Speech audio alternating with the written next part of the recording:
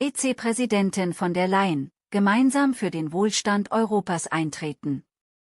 Erforschen Sie Europas Reaktion auf globale Handelsbedrohungen und den Aufruf zur Einheit.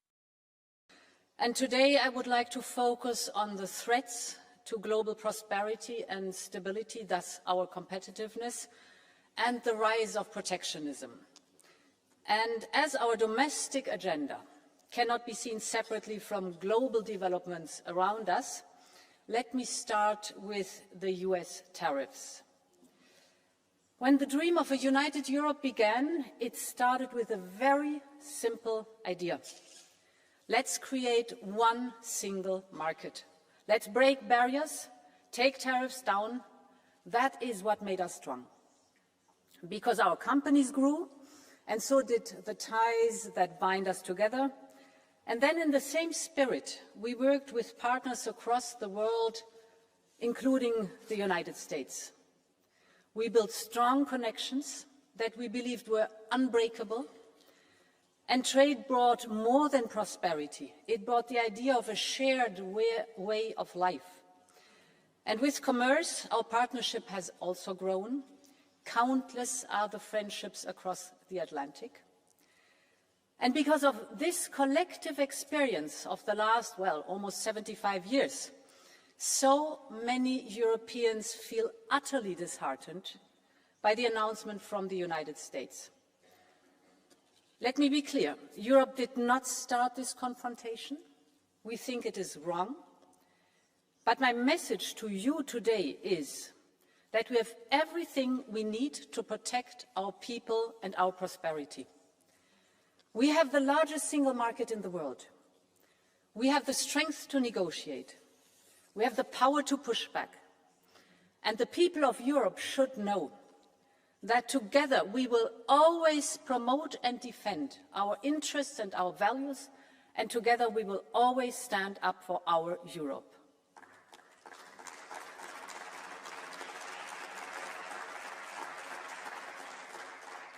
So far, the US administration has announced a 25% increase of tariffs on imports of steel and aluminium, cars and car parts.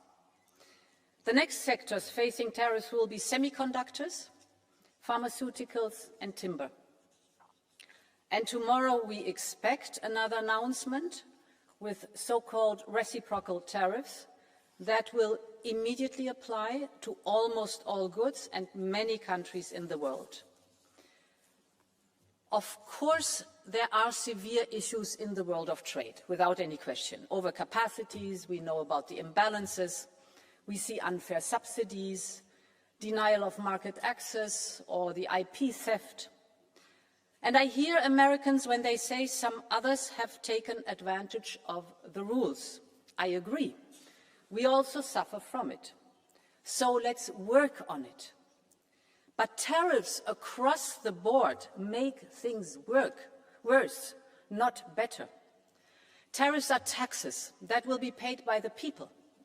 Tariffs are taxes for the Americans on their groceries and their medication.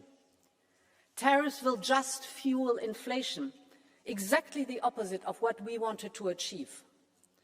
American factories will pay more for components that are produced in Europe. This will cost jobs. It will create a bureaucratic monster of new customs procedures. And today, nobody needs that, neither in the United States nor in Europe. So, our strategy builds on 3 pillars. First, we are open to negotiations. We will approach these negotiations from a position of strength. Europe holds a lot of cards, from trade to technology to the size of our market.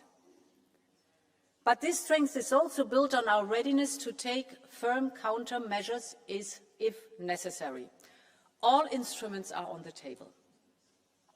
Second, we will keep diversifying our trade with other partners. You mentioned it, Antonio.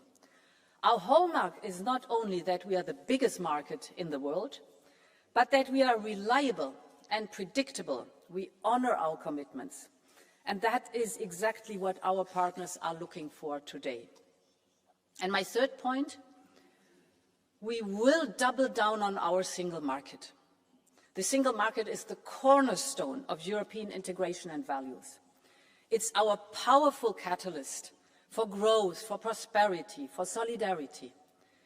But we have to tear down remaining barriers to have a single market to go big, because scale matters, and a single market to go fast and to go far. Now to the first point. Our immediate response to tariffs is unity and determination. I have already been in contact with our heads of state and government on the next steps. We have this parliamentary debate now here today, and we will assess tomorrow the announcements very carefully to calibrate our response. Our objective is a negotiated solution. But of course, if need be, we will protect our interests, our people and our companies. And I want to be very clear on the aim of our response. We think that this confrontation is in no one's interest. The flow of goods and services between us, the United States and Europe, is nearly balanced. Of course, we are willing to work on the trade balance of goods as well as on the trade balance of services. This is the largest and most prosperous trade relation worldwide.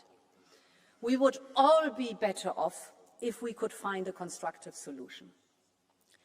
At the same time, it also has to be clear. Europe has not started this confrontation. We do not necessarily want to retaliate, but if it is necessary, we have a strong plan to retaliate and we will use it. The second element of our strategy is diversification. Trade goes to where the business case is. We will open doors towards fast-growing markets across the world. Europe already has trade agreements in place with 76 countries, and we are now growing this network. We just concluded trade deals with Mercosur, Mexico and Switzerland. We launched the first ever clean trade and investment partnership with South Africa. We aim to conclude a trade agreement with India by the end of this year. We are in intense negotiations with Indonesia and Thailand. And later this week, President Costa and I will head to Samarkand for the first ever summit between the European Union and Central Asia. Europe has always been a trading continent. So let's connect with the beating hearts of the global economy. Our message is clear. Europe is reliable, Europe is predictable, and Europe is open for business. And the third point, honourable members, is unchain the single market. There are too many obstacles that tie down our businesses, and we have to do our homework. Mario Draghi is right when he says high internal barriers are far more damaging for growth than any tariff. End of quote. The single market, as I said, was born to tear down barriers between the countries, to erase customs and duties, and to make business inside the European Union as easy as possible. So we must go back to that idea and fulfill it. It must be easier for SMEs to sell the same product in all member states instead of relabeling it 27 times to comply with national laws. It must be easier for professionals to work across borders instead of getting stuck with different national bureaucracies. It must be easier for tech companies to launch a new service all across Europe instead of dealing with 27 different procedures. And it must be easier for our Europeans to invest in Europe instead of sending their savings to the other side of the world. This is the promise of the single market. So, honourable members, it must be fulfilled now.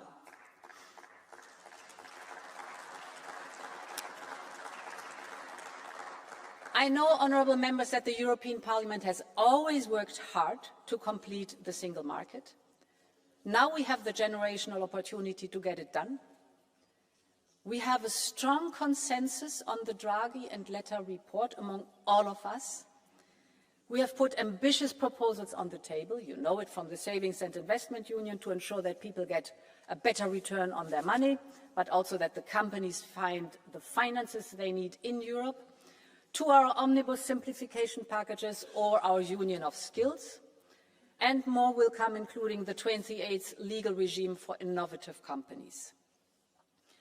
According to the IMF, Europe's internal market barriers, are equivalent to a tariff of 45% for manufacturing and 100% for services. This simply cannot be. This must change now. This is why I have tasked EVP Séjourné to come up with concrete and bold proposals next month to remove most of these barriers and prevent new ones. These reforms are long overdue, and now they have become more urgent than ever. We all know, in a stormy global economy, the single market is our safe harbor. It's now 30 years since Jacques Delors laid its first stone, so it's time to finish the job. Thank you very much, and long live Europe. Thank you very much, President von